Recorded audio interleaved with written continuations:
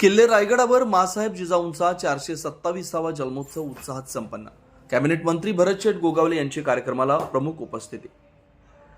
मासाहेब जिजाऊंचा वाडा पूर्ववत करणार मंत्री भरतशेठ गोगावले यांचं प्रतिपादन। किल्ले रायगडच्या पायथ्याशी असलेल्या जिजाऊ मासाहेबांच्या समाधीस्थळी जिल्हा परिषद रायगड आणि ग्रामपंचायत पाचाड यांच्या संयुक्त विद्यमाने राजमाता जिजाऊ मासाहेब यांचा 427वा जन्मोत्सव सोहळा विविध सांस्कृतिक कार्यक्रमांनी संपन्न झाला।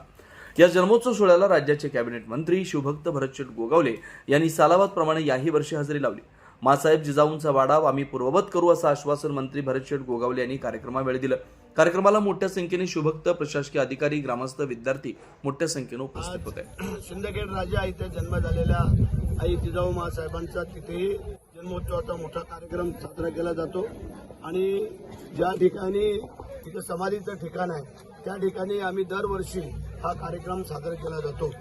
तर आज मोठ्या संख्येने कार्यकर्ते आणि सर्व शिवप्रेमी लोक त्या ठिकाणी आलेले आहेत। चांगली बाब आहे, कारण निवडणुकीची धामधूम आहेच, परंतु आमचं कर्तव्य बनतं की ज्यांच्यामुळे आज आम्ही सुरक्षित स्थितीत आहोत त्यांच्यासाठी एक दिवस आणि काही वेळ आणि तो देण्याचं कर्तव्य आम्ही गेल्या अनेक वर्ष पार पाडतोय की आज आम्ही त्या कर्तव्यारूपी सेवेला आम्ही हजर झालेलो आहोत।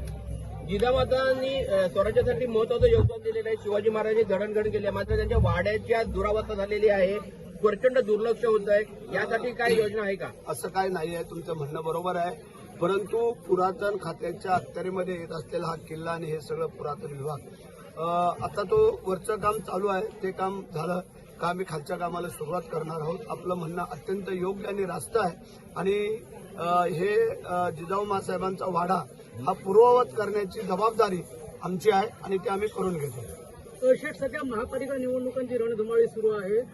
गणेश नाईकांनी शिवसेनेला मोठ्या प्रमाणात आव्हान दिलेलं आहे की